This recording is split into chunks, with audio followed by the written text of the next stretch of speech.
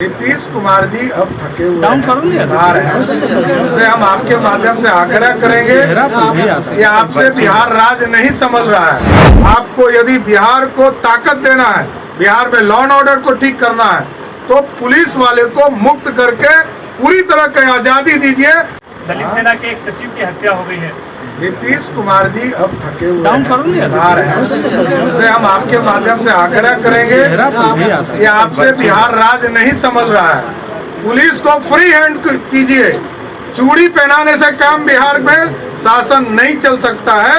आपको यदि बिहार को ताकत देना है, बिहार में लॉ एंड ऑर्डर को ठीक करना है, तो पुलिस वाले को मुक्त करके पूरी तरह की आजादी दीजिए कि जिस तरह हो बिहार में रूल ऑफ लॉ और सुशासन स्थापित हो। और डॉक्टर श्यामा प्रसाद मुखर्जी जी उस समय भारत के मंत्री थे, तो हमने तो सहयोग ही किया, इसमें कहाँ तो मत है। तो भारतीय जनता पार्टी का जनसंघ का 1950 में भी आरक्षण का समर्थन था, ये हम स्पष्ट तौर पर कहना चाहते हैं। और अंबेडकर साहब किसके खिलाफ हुए? कांग्रेस के खिलाफ हुए। तो कांग्रेस से न पूछना चाहिए कि नीतीश कुमार जी को, जिनके चरणों को छू कर आए हैं 2 दिन पहले, तो कांग्रेस पार्टी से उनको पूछना चाहिए कि ये विरोध क्यों था, छुआछूत की बीमारी क्यों थी। छुआछूत को तो खत्म करने का काम भारतीय जनता पार्टी कर रही है, ये हम बताना चाहते हैं। हत्या हो गई सुबह और वह बवाल हो रहा है काफी। दलित सेना के एक सचिव की हत्या हो गई है। नीतीश कुमार जी अब थके हुए हैं, बीमार हैं, उनसे हम आपके माध्यम से आग्रह करेंगे कि आपसे बिहार राज्य नहीं संभल रहा है। पुलिस को फ्री हैंड कीजिए। चूड़ी पहनाने से काम बिहार में शासन नहीं चल सकता है। आपको यदि बिहार को ताकत देना है, बिहार में लॉ एंड ऑर्डर को ठीक करना है, तो पुलिस वाले को मुक्त करके पूरी तरह की आजादी दीजिए कि जिस तरह हो बिहार में रूल ऑफ लॉ और सुशासन स्थापित हो। कल आपने एक बयान दिया था कि अब आगे भी लवकुश समाज का ही कोई। देखिए, मैंने ये कहा है कि लवकुश समाज के माध्यम से ही बिहार की जनता का सेवा होगा। बिहार में जो भी सरकार बनेगी उसमें लवकुश समाज का एक महत्वपूर्ण योगदान होगा। जिन्होंने अंग्रेजों के गुलामी को भी देखा और हिंदुस्तान के संविधान को भी बनाने का काम किया, और हमारे डॉक्टर श्यामा प्रसाद मुखर्जी जी, जिन्होंने एक साथ काम करके आज, यदि ठीक कहा जी चौधरी जी ने, यदि आज संविधान में ये व्यवस्था कड़ी है कि अनुसूचित और SC ST वर्ग के लोग यदि लोकसभा और लोकसभा और विधानसभा में जा रहे हैं, तो उसका समर्थन जनसंघ के रूप में भी डॉक्टर श्यामा प्रसाद मुखर्जी 1952 में कर रहे थे। हम शुरू से भारतीय जनता पार्टी पे ये आरोप लोग लगाते हैं कि भारतीय जनता पार्टी आरक्षण के साथ नहीं खड़ी है। हम उनको ये बता देना चाहते हैं, बिहार में एक पार्टी है जिसका 15 साल बिहार में राज चला। वो कहती है कि हम संविधान की रक्षा करना चाहते हैं, आरक्षण को बचाना चाहते हैं, लेकिन आपको जानकर साथियों आश्चर्य होगा कि 15 साल के लालू प्रसाद जी के राज में किसी वर्ग को कभी कोई आरक्षण उस पार्टी ने नहीं देने का काम किया।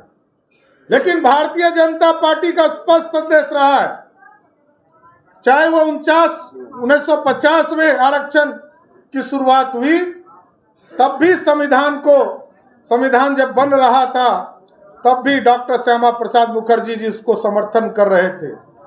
और बाद में अटल बिहारी वाजपेयी जी के नेतृत्व में जब NDA की पहली सरकार बनी, तब भी जब SC ST एट्रोसिटी एक्ट आया, दलित समाज को नौकरी में प्रमोशन में व्यवस्था की गई, तब भी अटल बिहारी वाजपेयी की सरकार थी जो इसको समर्थन करने का काम कर रही।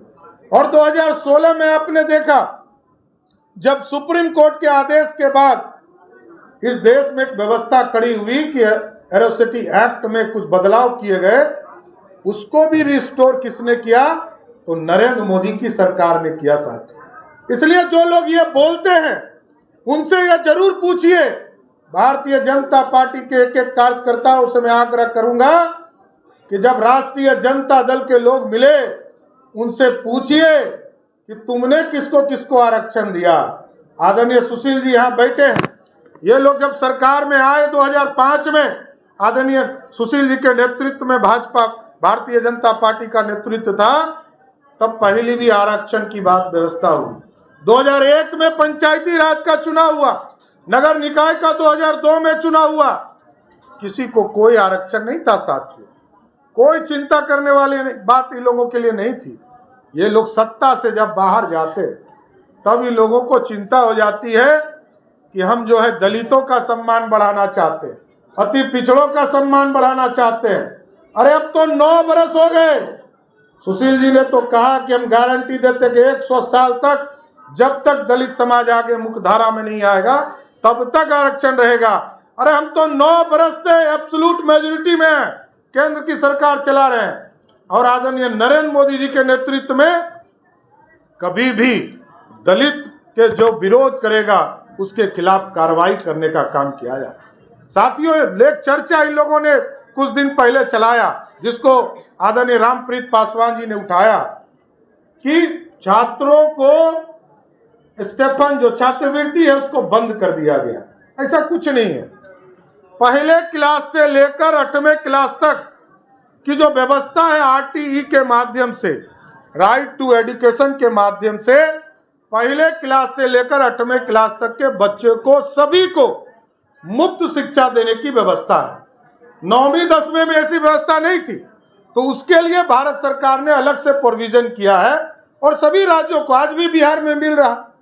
इसलिए कोई इस तरह की गलतफहमी यदि पैदा करती है तो भारतीय जनता पार्टी के कार्यकर्ता, हमारे नेता इसको जरूर स्पष्ट तौर पर बताएं कि कोई ऐसी व्यवस्था नहीं है जिससे नरेंद्र मोदी जी दलित को अपने से अलग रख सकते। दलित समाज को जोड़ना चाहते हैं और डुप्लीकेसी नहीं हो, इसलिए एक व्यवस्था किया गया कि सबको, सभी बच्चों को पहले क्लास से लेकर 8वें क्लास तक सभी को मुफ्त शिक्षा मिलता रहेगा। इसलिए साथियों, जो लोग ये फैलाने का काम कर रहे हैं कि